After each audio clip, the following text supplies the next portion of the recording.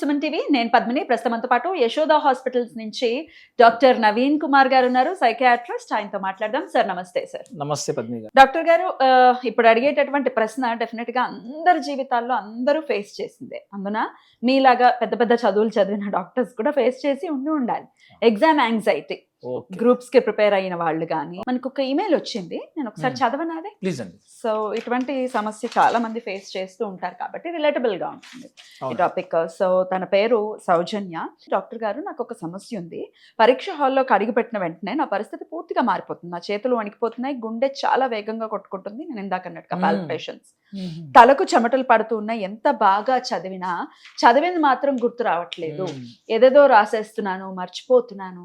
ప్రశ్నపత్రం చూస్తూ ఉంటేనే సమాధానాలు గుర్తుకు అసలు రావు. సమయం అయిపోతుంది. నాకు తెలిసిన ప్రశ్నలు కూడా సరిగ్గా రాయలేకపోతున్నాను. కానీ పరీక్ష ముగిసి బయటకు వచ్చిన తర్వాత మాత్రం అయ్యో ఈ సమాధానం నాకు తెలిసే అని అనుకుంటూ ఉంటాను. ఇలా ఎందుకు రాయలేకపోతున్నాను, ఎట్లా దీని నుంచి ఎలా బయటపడాలి నాకు అర్థం కావట్లేదు. రిజల్ట్స్ టైంలో కూడా ఈ ఇంపాక్ట్ ఇంకా ఎక్కువగా ఉంటుంది. దీనికి వందింతల టెన్షన్ ఆబ్వియస్ గా వస్తుంది. ఇది చాలా మంది ఫేస్ చేస్తూ ఉంటారు. డాక్టర్ గారు, ఎట్లా అడ్రస్ చేయాలి ఈ సమస్యని? కరెక్ట్ అండి. ఇప్పుడు ఇలాంటి సమస్యలు especially competitive examination 10th class నుంచి స్టార్ట్ అవుతుంది. So intermediate, B Tech, any graduation ఎగ్జామినేషన్లో మనము ఎగ్జామినేషన్ అంటేనే ఒక రకంగా ఒక టెస్టింగ్ టైం. మనకు ఎక్కువగా మైండ్ ఫోకస్ పెట్టి డిమాండ్ చేయాల్సిన టైం వచ్చేసింది. ఇది మన యొక్క రిజల్ట్స్ని డిసైడ్ చేసే ప్రాసెస్ అని అనుకున్నప్పుడు డెఫినెట్గా మన బాడీలో ప్రొటెక్ట్ చేయడానికి సంబంధించిన రసాయనాలు ఎక్కువ రిలీజ్ అవుతాయి. యాజ్ ఏ సైకాట్రిస్ట్గా మనం దీన్ని సింపథెటిక్ నర్వస్ సిస్టమ్ అంటాము.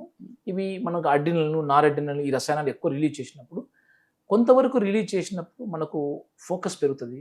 3 గంటలు రాసిన అరగంటలు అయిపోయినట్టు అనిపించింది ఎగ్జామినేషన్ అన్న ఒక ఫీలింగ్ వెళ్తుంది.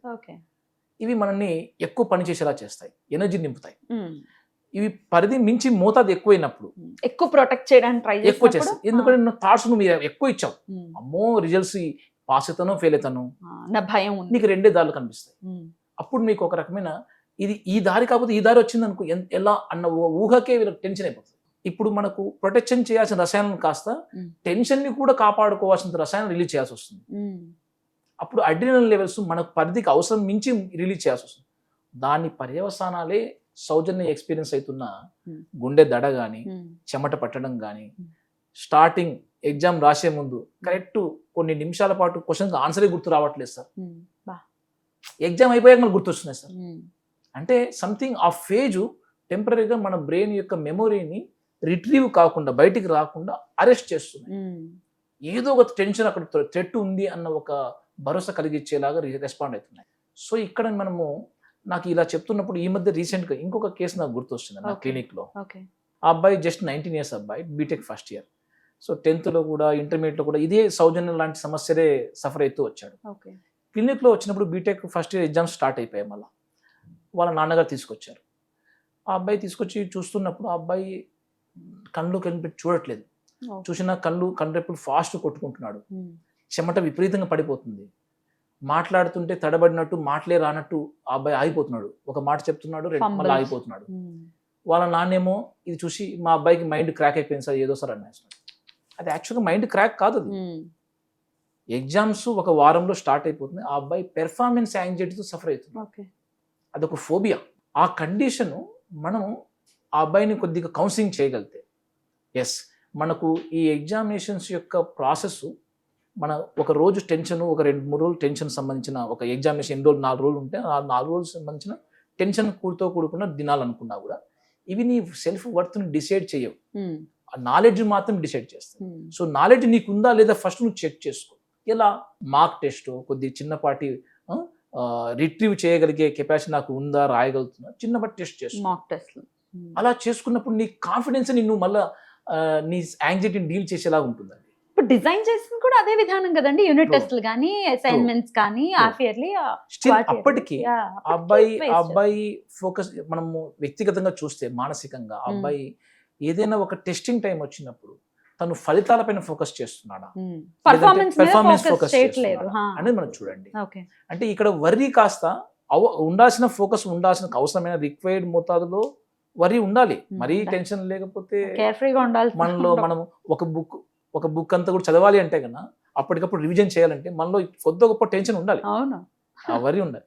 ఎక్సెసివ్ వర్రీ అయిపోతే కష్టం. కరెక్ట్. ఏమైతుంది, మన బాడీ విపరీతంగా ప్రొటెక్షన్ చేసే రసాయనం రిలీజ్ చేస్తుంది, అది ప్యారలైజ్ చేసేస్తుంది అబ్బాయిని.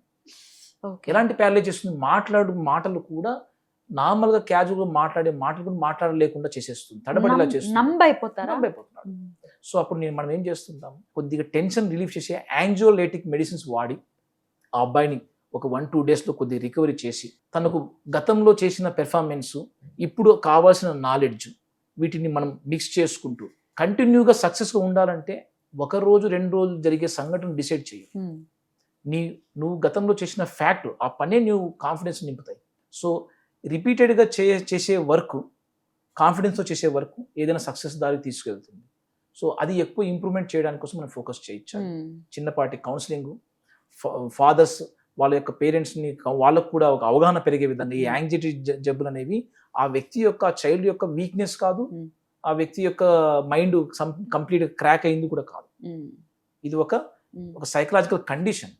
అందరూ ఫేస్ చేస్తుంటారు, అందరూ ఫేస్ చేస్తున్నారు కదా అని క్యాజువల్ గా తీసుకోకూడదు. Every baby is unique.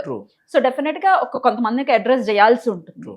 నేను ఇలాంటి వాళ్ళకి చెప్పే మెయిన్ సజెషన్ ఏంటంటే, సో చదువు నీ జీవితంలో ఒక భాగం, జీవితం మొత్తం కాదు. సో నువ్వు ఆటలాడుతున్నావా, టైంకు నిద్రపోతున్నావా, కరెక్ట్ టైంకి భోజనం చేస్తున్నావా, క్వాలిటీ ఫుడ్, న్యూట్రిషన్, వాటర్ సరిగ్గా తీసుకుంటున్నారా, కొద్దిగా నీకున్న సోషల్ పరిచయాలు, సామాజిక పరిచయాలు కొద్ది గొప్ప స్పెండ్ చేస్తున్నారు. కంప్లీట్గా ఏదో లైఫ్ అంతా మారిపోతుంది, ఇంక ఎగ్జామ్ అంటే ఇంకా నేను అది దేంట్లో ఇంకా సముద్రంలో పడిపోయినట్టు నేను మునుగుతానా తేలుతానా అన్న విధంగా మనం ఫీల్ అవ్వాల్సిన అవసరం లేదు. సో మనము నేర్చుకోవడానికి సబ్జెక్ట్ ఆడ రెడీగా ఉంది, అది మనం ఎంతవరకు మనం చూస్తున్నాం, ఎంతవరకు నేర్చుకుంటున్నాం, వాటిపైన ఫోకస్ పెడదాం.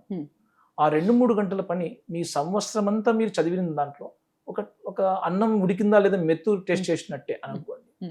So be practical, focus. ఎక్కువగా వరి అయిపోయారు అనుకో, మనం అసలు పెర్ఫార్మెన్సే ప్యారలైజ్ చేసేస్తుంటాం. సో ఇంత ప్యారలైజింగ్ యాంగ్జైటీకి మనం గురి కాకుండా ఉండాలంటే మొదటి నుంచి కొద్దిగా ప్లానింగ్ చేసుకోవాలి. రైట్.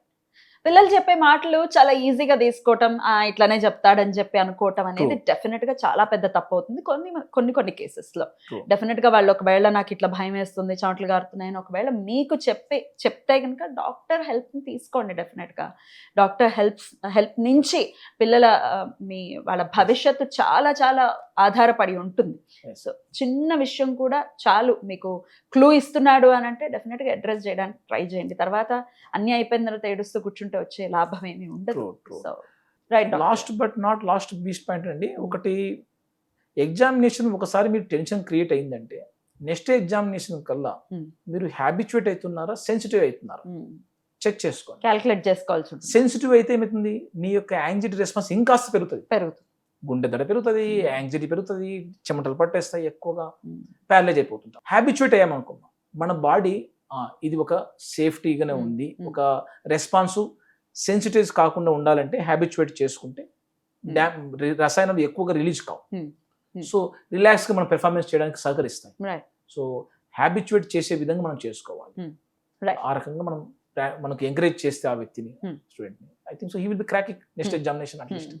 రీసెంట్ గా విన్నది ఒక అంశము, పేపర్లో కూడా ఇది వచ్చింది, పబ్లిష్ అయింది. దాన్ని బేస్ చేసుకొని మిమ్మల్ని అడుగుతున్నాను. ఒక అమ్మాయి ఎగ్జామ్ రాసేసింది, ఎంత టెన్షన్ పడిందో, ఎంత పాల్పిటేషన్స్ వచ్చాయో అన్ని పక్కన పెట్టేస్తే రాసేసింది, కానీ రిజల్ట్ పర్ఫెక్ట్ గా వస్తుందా లేదా అన్న భయంతో సూసైడ్ చేసుకుంది. రిజల్ట్ రావడం కంటే ముందే కట్ చేస్తే రిజల్ట్స్ వచ్చిన తర్వాత అమ్మాయి చక్కగా పాస్ అయింది.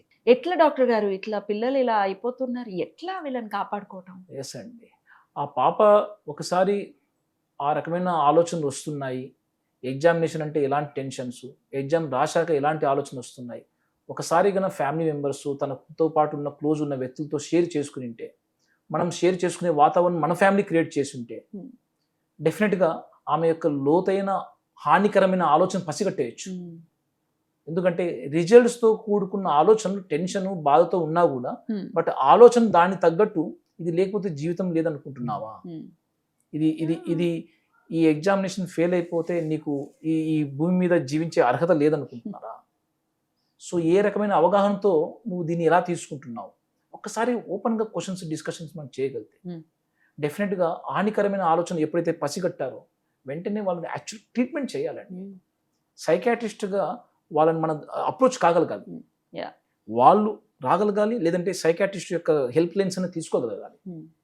కాస్త కౌన్సిలింగ్ లేదంటే కాస్త ఇంటర్వెన్షన్ అవసరమైతే ఇలాంటి ఇర్రివర్సిబుల్ మెథడ్స్, సూసైడ్ లాంటి మెథడ్స్ మళ్ళీ తిరిగి రివర్స్ చేయగలిగే కెపాసిటీ ఎవరికైనా ఉంటుందని. ఎవరికి ఉండదు. సో కాబట్టి జరగక ముందే అది చిన్నదైనా హానికరమైన ఆలోచన వచ్చిందా సైకాట్రిస్ట్ తలుపు తట్టండి. అది దగ్గరలో మన కమ్యూనిటీస్ ప్రతి వీధిలో ఇప్పుడు కాలంలో సైకాట్రిస్ట్ విరివిగానే ఉన్నారు. సో దగ్గరలో ఉన్న సైకాట్రిస్ట్ని అప్రోచ్ కండి, మానసికమైన హెల్త్ కౌన్సిలర్స్ని అప్రోచ్ కండి, అట్లీస్ట్ డిస్కస్ చేయండి, వాళ్ళు ప్రాపర్గా గైడ్ చేయగలుగుతారు. రైట్. మా కాలంలో మేము కూడా ఇలాంటివి ఫేస్ చేసాం. ఇటువంటి థాట్ ప్రాసెస్లన్నీ ఇప్పుడు పిల్లలకి అప్లై Yes. చేయడానికి అది సరిపోవట్లేదు, ఇర్రిలవెంట్ అవుతోంది. సో డెఫినెట్ గా డాక్టర్స్ హెల్ప్ ని తీసుకోవాల్సి ఉంటుంది ఇన్ సచ్ కేసెస్. సమస్య ఇంకోటి ఏమిటంటే Hmm. రిజల్ట్ని ఈ యొక్క ప్రవర్తనని గ్లోరిఫై గ్లామరైజ్ చేయడం వల్ల ఏది ఎగ్జామినేషన్ యొక్క రిజల్ట్స్ ఈ glorify glamorisation because of the ఈ competitive world resources are very competitive.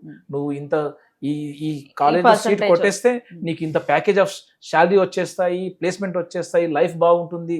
So something resource demanding competitive world లో ఉన్నప్పుడు ఎగ్జామినేషన్ న్యాచురల్ కాంపిటీషన్ గా కొద్దిగా స్ట్రెస్ క్రియేటింగ్ గా జరుగుతాయి, ర్యాంక్ ఓరియంటెడ్ గా లెవెల్ ఓరియంటెడ్ గా జరుగుతాయి. బట్ యాజ్ ఎ ఇండివిజువల్ గా సైకలాజికల్ గా you are the permanent in your life. That should be recognise. Exams are comes and goes. This will be give some resources or not, but you are the permanent. Believe that you should be protected. ఆ self compassion తో మనం స్వీయ సంరక్షణ methods చేసుకోవాలండి. మరీ ముఖ్యంగా ఈ మధ్యలో మనం చూస్తున్నాం కదా, పిల్లలు మిగతా పిల్లవాడిని అంటే పక్కింటి పిల్లవాడిని కానీ వేరే క్లాస్మేట్ పిల్లవాడిని కానీ వాడు చూడ ఎలా చేస్తున్నాడు, ఎలా చదువుతున్నాడు, ఎంత హాయిగా రాస్తున్నాడు, ఎంత మార్క్స్ తెచ్చుకుంటాడు, పెద్ద భూతం కదా డాక్టర్. సో ఈ కంపారిజన్ తన యొక్క సెల్ఫ్ యొక్క వర్త్ని డిస్మిస్ చేసినట్టు. ఈ కంపారిజన్ వల్ల ఆ అబ్బాయికి ఒక సోషల్ గా ఐడెంటిటీ లాస్ చేస్తున్నాడు ఇండైరెక్ట్ గా. అంటే యు ఆర్ ఇన్వాలిడ్ అనే పర్సన్ గా.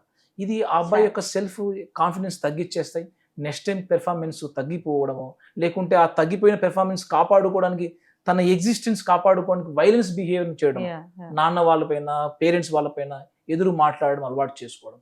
మళ్ళీ తర్వాత మళ్ళీ పేరెంట్స్ మనమే బాధపడతాం, ఇలా ఎదురు మాట్లాడుతుంది మా పిల్లవాడు, ప్రవర్తనలో మార్పులు వచ్చేస్తున్నాయి. సో ఇవి మెల్లమెల్లగా సైకియాట్రికల్గా వీళ్ళు డిస్టర్బెన్స్ యొక్క బిహేవియర్ మనం చూస్తుంటాం. సో కంపారిజన్ చేయమాకండి, వాళ్ళని వ్యాలిడేట్ చేయండి. అది ఒక అబ్బాయి యొక్క పర్మనెంట్ వీక్నెస్గా చూడమాకండి. సబ్జెక్ట్ నేర్చుకోవడంలో ఎక్కడో కాన్సెప్చువల్ లెవెల్లోనో, మెమొరీ లెవెల్లోనో, లేకుంటే పెర్ఫార్మెన్స్ ఎడ్యుకేషన్ లెవెల్లోనో ఏ లెవెల్లో తనకు ప్రాబ్లమ్స్ ఫేస్ చేస్తున్నాయి ఎవాల్యుయేట్ చేద్దాం. ఆ ఎవాల్యుయేషన్ తగ్గట్టు మనం డిజైన్ చేసుకుందాం లైఫ్ స్టైల్. ఆ అబ్బాయిని అందరితో పాటు తను కూడా నేర్చుకోగలిగే కెపాసిటీ మనం రిజల్ట్స్ మనం పాజిటివ్ చూడగలిగినాం అనుకోండి, డెఫినెట్ గా తను ఎస్ నా వీకెస్ట్ పాయింట్ టైంలో నాకు స్ట్రాంగెస్ట్ సపోర్ట్ ఇచ్చారు మా పేరెంట్స్, మా doctor, I should do better అనే ఫీలింగ్ డెఫినెట్ గా కలుగుతుంది. ఆ అబ్బాయికి కూడా భరోసా వచ్చేస్తుంది, సిస్టమ్ పైన భరోసా వస్తుంది. That's important. ఇది కాకపోతే ఇంకోటి చేద్దాం మనం ఉండాలి కదా, థాట్ ప్రాసెస్ డెవలప్ చేయాలి. అది రేపు పొద్దున మీరు ఏ ఇండస్ట్రీలో ఉన్నా కూడా అది ఉపయోగపడుతుంది. మీరు ఎనీ కాంపిటేటివ్ వరల్డ్ లో ఉన్నా కూడా మన కొలీగ్ ని రికగ్నైజ్ చేయడం, కొలీగ్ ని అప్రిషియేట్ చేయడం, ఒక సోషల్ లైఫ్, సోషల్ హ్యాపీనెస్ నిజంగా ఎంజాయ్ చేస్తారు. People who are very jealousy oriented, competitive oriented, very something ఒక రకంగా కాంపిటేటివ్ కంపారిజన్ ఓరియంటెడ్ ఉన్నారు అనుకోండి, they will always struggle, and that too they will be experience, some people experience negative feelings also. Competitions are definitely required for the to improvement, to streamline, but ఇది కాస్త negative తీసుకున్నారు అనుకోండి, ఈ system పైన భరోసా పోతుంటుంది. రకరకాల negative methods use చేస్తారు ఏదో success కావడానికి. So all the things are going to wrong way. Brought up లోనే డెఫినెట్ గా చాలా జాగ్రత్తలు తీసుకోవాలి. రైట్ డాక్టర్ గారు, well explain. Thank you so much. నమస్తే. నమస్తే అండి.